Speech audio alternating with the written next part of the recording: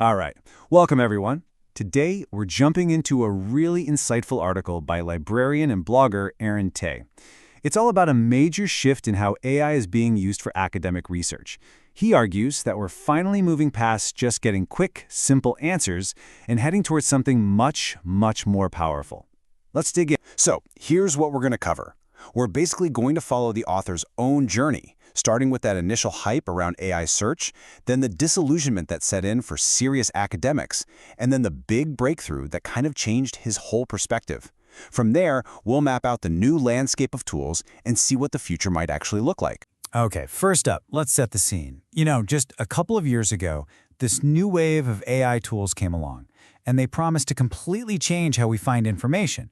But for a lot of people in the academic world, that promise, well, it started to feel a little hollow. Yeah, this quote just nails that initial feeling, doesn't it?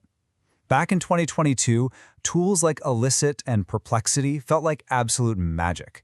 They use this technique, retrieval augmented generation, you'll hear it called RAG, to not just find sources, but to actually write up a nice synthesized answer with the citations. For a second there, it really did feel like the future of search had arrived. But pretty quickly, a really important disconnect became obvious. You see, what's useful for a freshman who just needs a quick paragraph for a paper is totally different from what a serious researcher needs. For a researcher, that AI-generated summary, it's just a teaser. The real work, digging into the methodology, understanding all the nuance, checking for misinterpretations, that all still means going back to the original papers. And now, this answer with citations feature, it's literally everywhere. It's what they call table stakes. It's just expected in big academic databases. But, and this is the author's main point here, just slapping this feature on top of old search technology isn't enough. If the engine underneath isn't finding the best and most relevant papers to start with, then the answer it generates is never going to be truly useful for serious, in-depth research. And that brings us to the big turning point in the author's thinking. This is the moment he stumbled upon a totally different and, frankly, way more powerful approach to finding information. This is where we get to the idea of deep search. So, what in the world is deep search? Well, unlike a normal search that gives you results in like a second, deep search is patient. It's a really methodical process. It runs lots of different evolving searches over several minutes, sometimes even longer.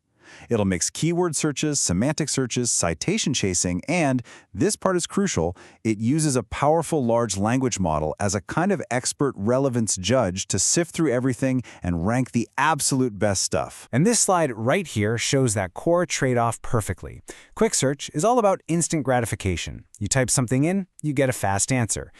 Deep search, on the other hand, is all about quality. It sacrifices that sub-second speed for true comprehensiveness. It's not just one search. It's like a whole campaign of searches all working together to find the best possible results. And for any serious researcher out there, this is a trade you'd make in a heartbeat. The goal isn't just a fast answer, it's the right answer, the best answer, built from the most solid sources.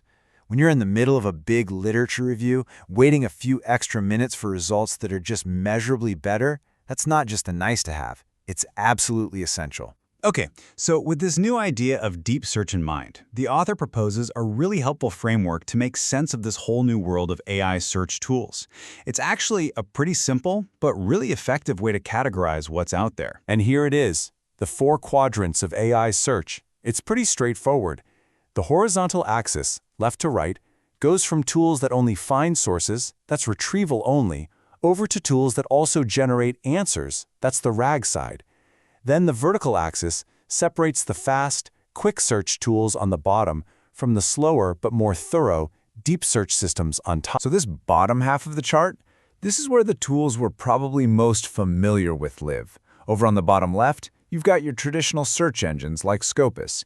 And on the bottom right, you have those quick RAG tools like the early versions of Elicit or Cite, the ones that give you that fast synthesized answer. They're quick for sure, but as the author points out, they can also be a bit shallow. Now the top half, this is where things get really interesting. This is the domain of these deep systems. On the top left, you've got deep search tools, which are purely focused on one thing, finding the best possible list of papers, period. No summary, just the best sources. Then on the top right, you have the deep research tools, which take that incredibly powerful search and then combine it with sophisticated report generation. So why does all this matter so much? Why is the author so fixated on the search part of the equation, the retrieval? Well, let's talk about why the quality of what you find is the absolute foundation for everything that comes after. Man, this quote just gets right to the heart of the author's new thesis. You can have the smartest, most powerful AI model in the world writing your summary, but if you feed it a weak or incomplete set of source documents, the output is going to be useless. It's the classic garbage in, garbage out. The quality of that initial retrieval literally sets the ceiling for the quality of the final report. Now, I know what you might be thinking. Can an AI really judge relevance as well as a human expert? It's a fair question, but the evidence is seriously starting to pile up. We're seeing it used successfully for screening papers and systematic reviews. We're seeing really promising results from the big Trek conferences. It turns out modern LLMs are surprisingly good at this. So just how good are they? Well, get this. One recent white paper found an 80% correlation between the relevance judgments made by GPT-4 and the ones made by actual human experts. That is a stunningly high level of agreement. It just shows how powerful these models have become at understanding and ranking academic content. So, where is all this headed? Well, once you've nailed deep search, you can start building something even more ambitious, right on top of it. And that's where these deep research systems come in. These things don't just find papers for you. They're designed to actively help you synthesize that information into new knowledge. Yeah, a deep research system looks way less like a simple search box and a lot more like a research assistant. The workflow is often this multi-step process. It starts by really trying to understand your research question, then it goes off and does its deep search, and then it moves into a synthesis phase, where it uses different tools to analyze everything it found before it generates that final report. And the final output isn't just a boring wall of text. These systems are getting really creative. They can run their own code to generate plots and charts. They can create these cool interactive timelines showing how a field developed, or they can build structured tables that map out all the different claims and the evidence for them. They're even starting to read not just the text of a paper, but the actual figures and tables inside them. It's wild. And this really brings us back to the central idea, the core takeaway of this whole thing. Improving the underlying search, the retrieval quality, is the single biggest leap forward we can make right now.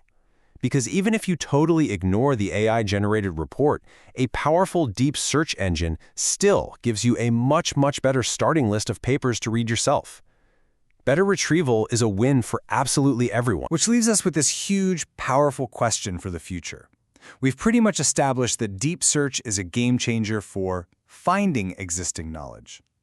But what happens when these deep research tools get so good that they move beyond just summarizing what we already know and start actively helping us in the creation of brand new insights? That's the next frontier, and it's going to be fascinating to watch. Thanks for joining me for this explainer.